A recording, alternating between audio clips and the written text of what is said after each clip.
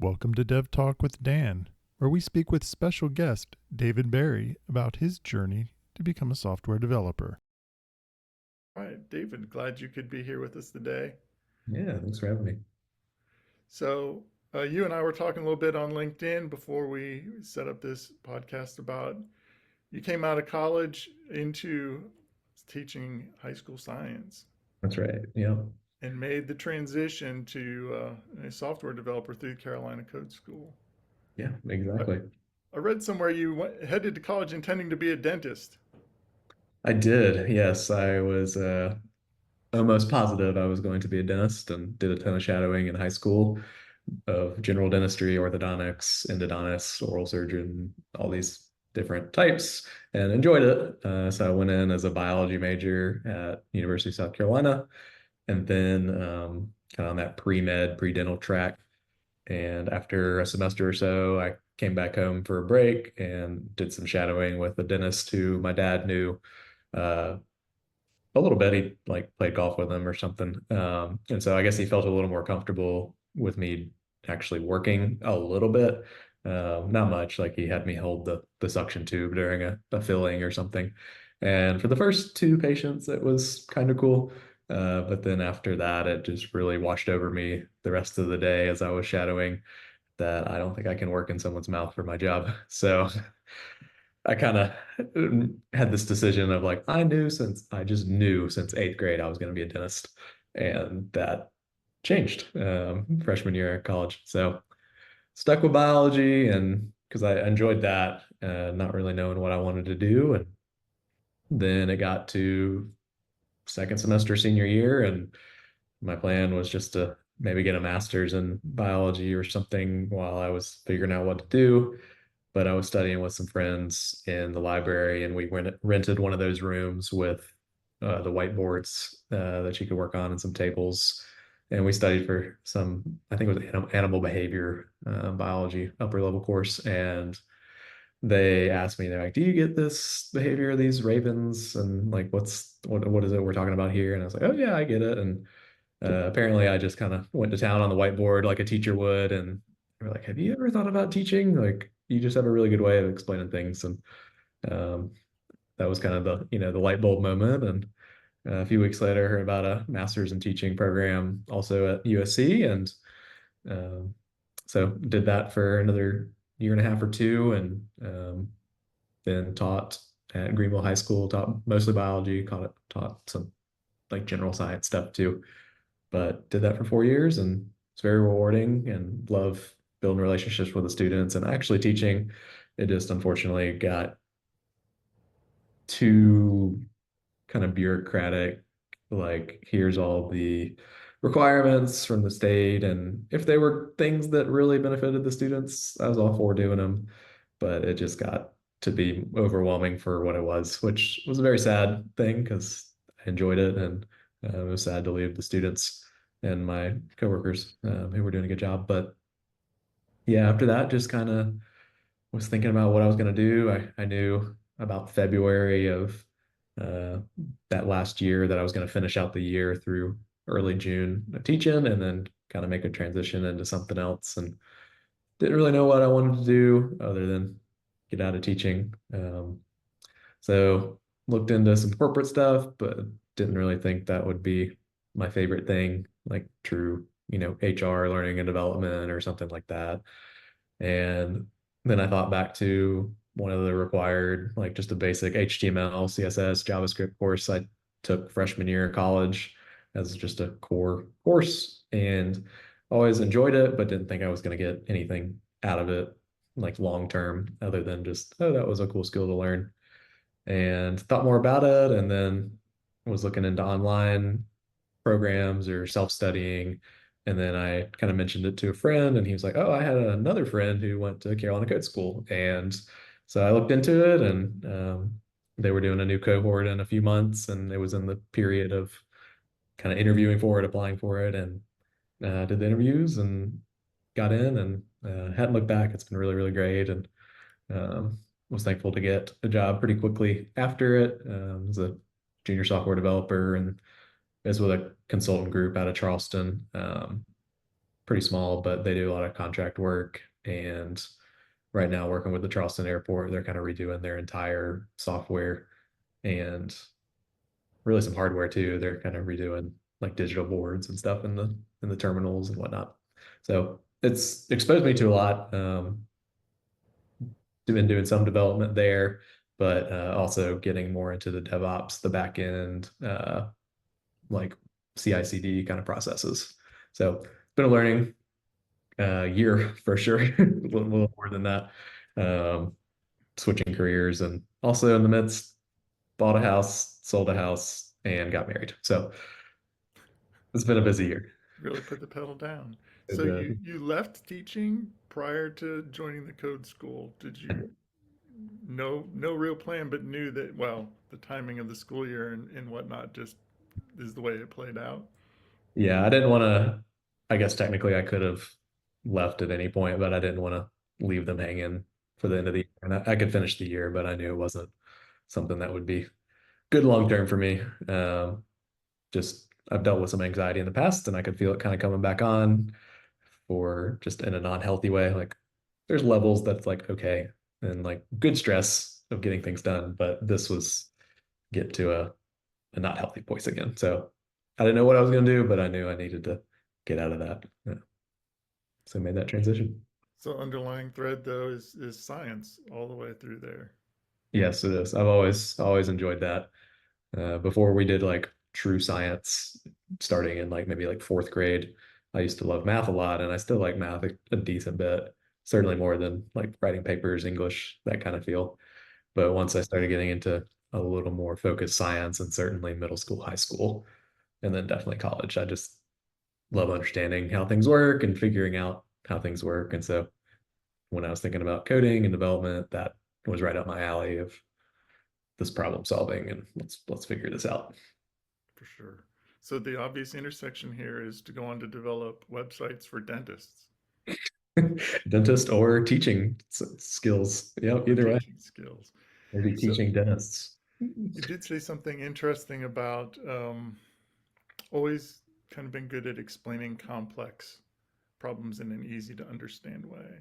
And Mhm. that's one challenge that many other software developers face is that they don't speak at the right level to, in particular, non-technical people. Mhm. And you kind of hear that in the interpersonal soft skills realm. Like, uh, I find that business people tend to do it right back to us, especially marketing people who have an acronym for everything, Oh, absolutely. right? And you're like, why can't you just say you're talking about retaining the customers we already have, right?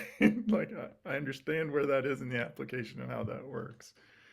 Uh, so do you think that perhaps in your future there might be maybe even a teaching coding job? Yeah, I think so. And down the line at some point. I've gone back to the code school for a few times to um, kind of help. I was asked by one of the um, employees there to like the project coordinator to come back and talk about like creating like a LinkedIn presence a little bit because apparently I'm doing decently well at that. And just I took like a little quick little course on how to do that, and so I've helped with that. I love teaching, and so like it was fun to get back up there and kind of present some things, even though it wasn't directly coding related.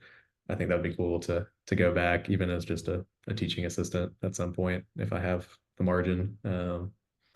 But yeah, I always love teaching, and it just comes naturally to me. Love helping out and getting people to understand things. And give a little back to Yeah, the absolutely. students who are coming along behind you? Mhm. Yeah, that's so I saw that you did that Crushing Digital course. Yep. I've Yep. been That's following it's Dave Roberts, right? For mhm. I've been following him for a while on LinkedIn. Just that combination of developer turned recruiter and the insights that he was given. And the thing that he said that always stuck with me is you're in a pool with a bunch of other applicants for the same job. One is what makes you stand out, but two, how Mhm. do you prove you know what you say you know? Right. So that they can have a level of confidence and certainty as you in the pool and moving you forward, right, above other candidates in particular. It's just kind of the chess move, and Oh that's yeah. always stuck with me. How do you stand out in the crowd is one thing, but how do you show you know what you know before there's a code test even, right? Mhm. And did you find, other advice in that particularly use? I mean, do you think that's how you got a job? I see people coming out of code school and having trouble finding a Mhm. position. Lots of times they go into trying to do freelance for themselves Mhm. first. And not a terrible start, but at some point, that W-2 job and that health insurance that pays, pays the bills is a nice way to go. And you seem to have really, collapsed the time from graduation to moving into a position. Sure. And what I liked about the code school too is that they didn't just, once you did your final kind of project, full stack application on demo day is what they call it, they like that was it, but you were encouraged, highly encouraged to stick around and come in. And it was less intense than learning code every day. And it wasn't as long, but they would do what they called like a career services thing for 3 or 4 weeks, where they would do a different combination of things. Like they had different recruiters come in and like do some mock interviews with us. They had some resume reviews. They had many like let's hop around the upstate of South Carolina and tour and kind of as a group look at some like local companies, whether they're startups or some bigger corporations, and what it would actually be like working on a development team in different environments, just so we had a better idea rather than just from in the classroom. And that was a great start, and very grateful for that. But it just got to a point where I kept seeing on LinkedIn from just other people I followed and connected with that it was like really tough to break in, especially as a junior. Someone who's, doesn't have any formal experience other than, these projects you've created sort of thing. And um, I have my new brother-in-law, he's been in the industry for a while. And so he gave me some similar advice, and he looked over my resume and gave me some buzzwords to put in that might, catch the any like application tracking software they're using or something like that. Which I think maybe helped a little bit. But I kept seeing that stuff about crushing digital from David Roberts pop up, and uh, watch some of his like free short videos and stuff. And I was like, I think this might be worth it. And then he had a sale around Christmas time. It was like half off. And I'm like, okay, I'm going to do this. Like, worst comes to worst, it's investing, in my future. Right. And it was good to just have a direction. Whereas like on LinkedIn, I knew I needed to have a LinkedIn presence to show this, but I didn't really know what to do. And what I liked about it, I'd seen some other developers who had taken his course and gotten to talk with him and stuff, share like a profile review that David did, and it was just like he throws no punches, uh, and I like that. And it was like, no, this is like he's doing it to help you, and it's because he cares. But it's like, okay, the recruiter's not going to care. No, recruiter's not going to care. Like all this stuff, and it was. I took as many notes as I could from this other guys that I watched and kind of fixed up mine, and then asked after I watched his little course, um, and did all that I could and made my GitHub similar and portfolio site all similar. And so it's just I think the big thing was like ease of access for recruiters because they're gonna spend, like maybe 10 seconds just to scan real quick. And then if something intrigues them, then they might go a little further for maybe 1 minute. And I think that was really telling of like you might have all this stuff, but if they're going to take longer than a few seconds to find it, they're not going to go click here, click here, click here. And I think the big part that was the aha moment for me was like on these posts, they might have been, they were good posts and what they were, but when the like recruiters or hire managers are looking at them on, as they're searching on LinkedIn, they are only seeing like a snippet of what it is, almost like the thumbnail of it, if you will. And so if you're the point you're trying to get across isn't in that first sentence or maybe two, they're not going to see it because they're not going to click on it and expand it. And so like I wanted to be known for like React and Django as kind of my main ones. And so like he was like, make sure that's in your first like 5 words. And that was a huge kind of turnaround. And similarly, like your GitHub should also show you're doing React and Django or whatever it is you're focusing on. But also, like, I think at the beginning, I was like, okay, now I've got, I just did this boot camp and we covered a good bit of stuff from, starting from scratch basically to being a full stack developer, at its basics, but a full stack developer nonetheless. And then I kept seeing job postings for like stuff with .NET and C Sharp, and it's like, okay, well, I got to learn those now. And then like, oh, okay, well, like, Java's everywhere, and like, okay, let's do that. And like becoming like a generalist, which on paper sounds pretty good, but he made a good point. He's like, if you're applying for a React developer job and you're like a generalist and you have React in there, but you have all these other things too. Um, if they're comparing you to somebody who is just like, I'm a React developer and I focused on React and React, they're going to hire them over you because the evidence is there.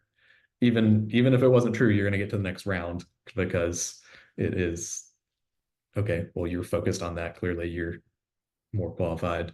Um, at least it looks that way, and enough to get in the door, and then you can prove yourself once you're kind of in the door. So I thought that was good to have like a direction. I see that a lot. As a hiring manager, I recently screened out over 1,000 resumes for a back-end developer position. Mhm. And we were hiring, a relatively specific stack, but you get a lot of people who just have full stack developer as their title. Well, okay, that I'll look to the next thing. But if you had said full stack developer in the stack I'm using, now Mhm. you're pretty much going to the next round, right? Just because of that filter criteria. And when you're looking at thousands of them, you don't have a lot of time to spend to dig and to click through all the links unless something catches your attention. Yeah. But then you click through to GitHub and you realize none of their projects are in that language. And you're like, oh, what's going on? So there's some detective work that goes on there. But really, I think the best advice I have for someone who's searching for a job and applying in particular is make it as easy for the person receiving that to understand how you're aligned with what they're hiring, or what experience you have in the past, and or even if you're just trying to break in, what you're trying to become, what you're trying to do, because that's what you're focused on learning. That's the skill you want to pick up at that company. So if I'm hiring, PHP, and you come to me and you're like, I'm a .NET developer, I'm like, there's a PHP developer right behind you Mhm. that's going to get preferential treatment because Yeah. that's the way we have to go. So like you're screening 40 resumes a day and you're trying to do your real job, like it gets to be yeah, the easiest path forward, right? Mhm. So that's my advice. Make it as easy as a job seeker, make it as easy for the person who is hiring for that role to see that you are a candidate that needs to move forward. Yep.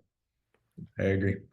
And coming from the other side, I don't know the recruiting hiring side, but that's Yeah. how I've seen Yeah, it. if I was hiring a React front end developer and your resume says expert React developer as the headline, okay, you got my attention, Yeah, right. right? Now I'm looking, I want to look through the work experience to see that backed up. And what I would see a lot is people who have come from an agency, a web shop, and they've worked in, let's say, Angular, Vue, and React. Well, Mhm. why did you list React last? Right. Like because you mostly worked in Angular and Vue, it wasn't alphabetical that you listed them, obviously. So you start to get these clues and these hints, and now you've got a full-time React developer against someone who is working across multiple stacks. So you have to decide what you value most as the Sure. hiring manager. Like, do you just need somebody who is totally heads down? I only care about React.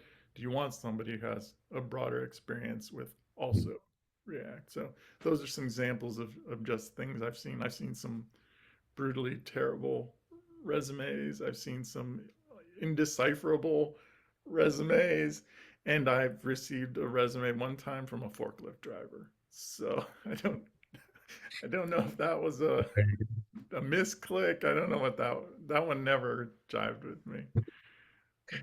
Trying to stand out, I guess, any way I you can. get they trying to break into the industry Yeah, with there you go. forklift. Um, you came out of code school, React and Django, Mhm. and you've ended up working in DevOps, Yeah, focused on Microsoft Azure. Just got a certification. Congratulations. yeah, thank you. Um, did you come out of code school thinking you're gonna have a job that aligns with what you just learned, Mhm. and instead you actually learned a whole bunch of skills you probably weren't really exposed to very much in No. code school. Uh, I know you'd like to get back to doing more development, but now you've got this other thing in your toolbox too, and Mhm. they're not completely separated.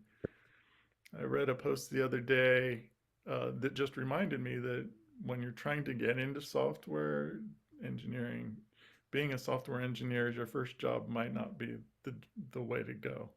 You might go in as a technical writer. You might go in QA. You might Mhm. go in DevOps. You might go in some other tangential area that they're not all that separate. Mhm. And one of the interesting tales. One time we were hiring for a developer, and I had somebody interview who really all they knew how to do was FTP files from one location to another. That's what they spent their time doing, and it was in a health tech, and they were moving patient files to remote locations for their appointments for the day and stuff like that.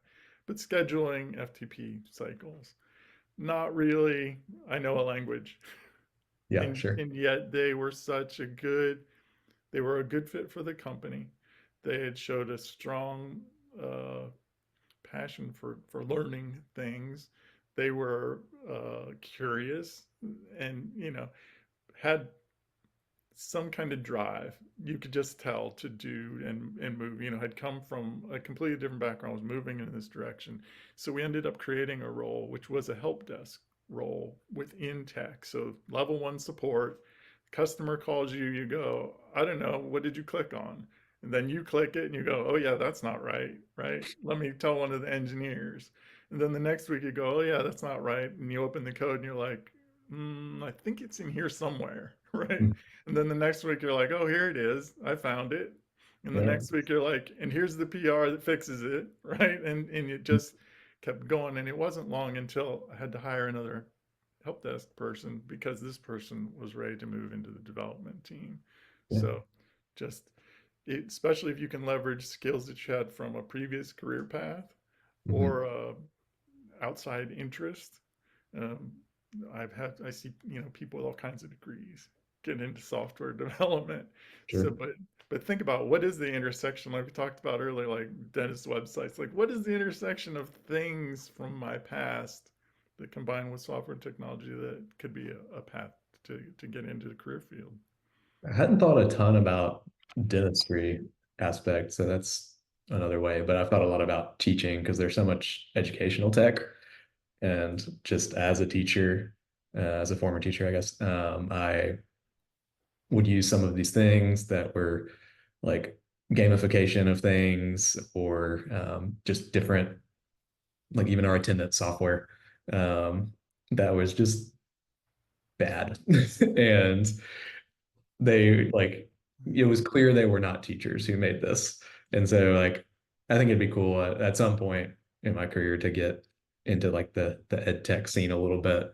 Even if it's just like maybe not full time, but do contract work here and there, but just to have that perspective of like, I can tell you this is what students and teachers would actually use, and then to use both skills there. But like you said earlier, just um, mentioning that I've I feel like I'm pretty good at explaining things from a complex level to a more understandable level. And I had a lot of my students tell me that too with biological stuff. And I think that's just a gift that I was blessed with. I don't think it's anything that, like, I mean, you can learn more, but I think, anyways, I think that does help for sure in the hard technical fields like development when so many people are like computer facing only, and when they have to talk to clients, and uh, like even just within my code school,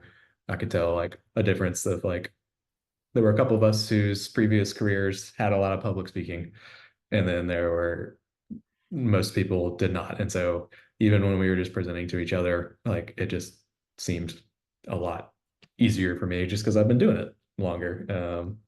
And so I don't know, like every like people say that, it's all about coding, it's all about the hard skills, and that's a big part of it, sure. But I mean, I feel like soft skills are just as important if you're not just working alone. So Yeah, somebody once said the coding skills will get you a job, mhm. and the soft skills will get you a career. Yeah, that's So like, so as you move up, through the ranks, junior, mid-level, senior, and you interact with different stakeholders, different departments, different platforms, different teams, different team members, and you're doing code review, which is a form of mentoring, actually, right? yeah, that's true. So even as you're interacting with other developers, the ability to, in like a brainstorming session, say something maybe at a 10,000 foot view when everybody Mhm. else is at the 2 foot view can Yeah. unlock something that they're like, oh yeah, I hadn't realized that we were going to have to interface with that or whatever, Mhm. right? And it changes the conversation, changes the approach, changes the outcome. And so it's important to have well-rounded people like that on teams. And like you said, that it does give you advantage in EdTech for sure. Mhm. Even if somebody else is bringing the requirements, you can kind of look at them and go, something's not quite right about the. Are we sure that's what we want to do? Because that's not how I've seen it used. Or or the best thing is to ask questions. Are we sure that's the approach we want to take? Right. And then you've planted that seed of doubt. Maybe that's not the approach we should take. What am I missing? Right. So yeah, it's great to be able to leverage your skills. You need to be aware of them. Self-awareness is important. What are things that I can bring to a team is actually one of the things that I enjoy learning from people when I'm building a team. Mhm. Oh, definitely. So have you done a lot of like being the hire manager more or less in your career? Or is that About the last 10 years or so. okay, Yeah. that's pretty solid? I, Yeah. uh, Earlier in my career, we worked with Clemson University Okay. and had intern students would come in, and we were a .NET place, and they would Okay. all come in like, we just did this in Java. And I'd be like, okay, there, now we'll learn how to do that in Yeah. .NET. At least Yep. you know the concepts, so we're good to go. And Mhm. that's really where sort of the mentoring stuff started. But Mhm. then it got to the point where I was sort of the team of one, and team of one wasn't enough. And they were like, okay, we'll hire somebody to work with you. And I was like, okay, I guess I know what I need help with. And then it got to where now there's multiple people. Well, you've been here the longest to know this, so you're the manager. Or Mhm. did anybody ever say, and here's what it means to be a manager, and here's the things you need Sure. to know? It would We take are. me many more years to retool and get the hang of that. But I guess in my career, I've written a lot of code. Very little of it is still left in production. That code is not my legacy, right? It's the Right. people that I've interacted with along the way. The people who know a little .NET from knowing some Java. The people who have a better way to approach a problem. The people who have a better way to approach troubleshooting. The people Mhm. who look at a to-do app and go, well, where's the logging? And where's the authentication? And where's all the parts that they leave out of the demo app that you needed to start the app with. You don't just tack on later, right? Role-based authentication, we'll just add that later. Oh, that's so hard.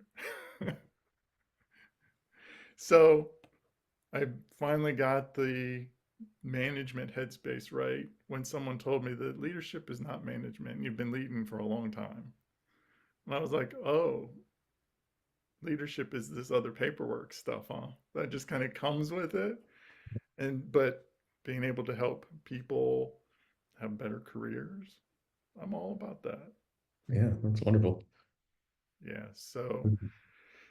that includes hiring, but it also includes firing and being able to approach that with, compassion and empathy. And sometimes people aren't bad people. They This just isn't the right place for them to excel, Yeah. and help them find a better place, or another way is just as rewarding as Hmm. trying to nurture them into a role that doesn't fit. Yeah. Yeah. It's tough for sure. I have a small scale of that with like writing students up to the principals or calling the parents, not quite the same level, but as someone who's never been, I guess, a manager of students, sort of, but not an official manager, I understand that at least a little bit. That can be tough, but You had to manage down to students and manage up to parents and administration. So that sounds just as hard as working corporately to me. yeah, just different. Just different. So what do you think the future holds? What does the future hold?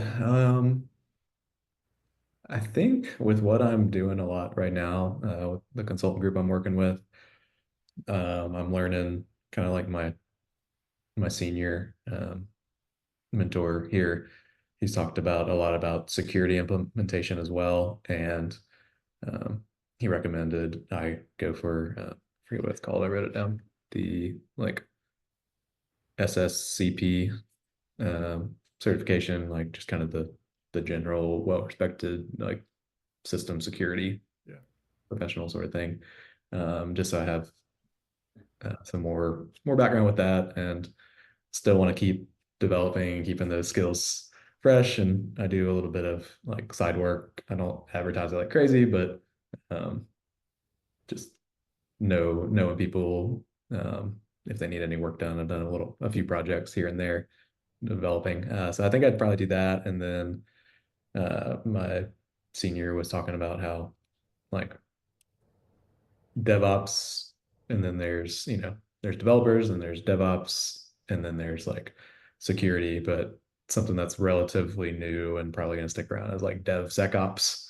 And so he's like, I think that would be beneficial to you to go forward. And he's like, I'm much further in my career, so like um, probably wouldn't be as beneficial to me, but I think that's kind of where things go. And so I'm probably going to look into a little bit more of that in my spare time, just like I did the Azure one, like look into studying some more security aspects of things. Well, you picked a career field where there will always be more things to look into. Yep. Yep. That's the hard part. It's just like, what do I go with next?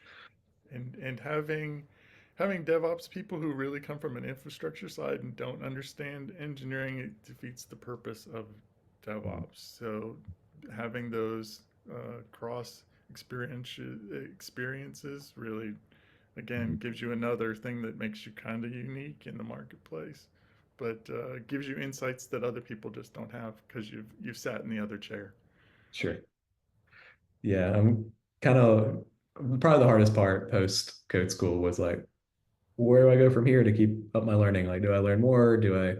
And just like you said, we want to be like your LinkedIn or resume, like let's focus down on, if you're hiring for a Java developer, you're gonna want to make it clear that you've done a lot of stuff with Java.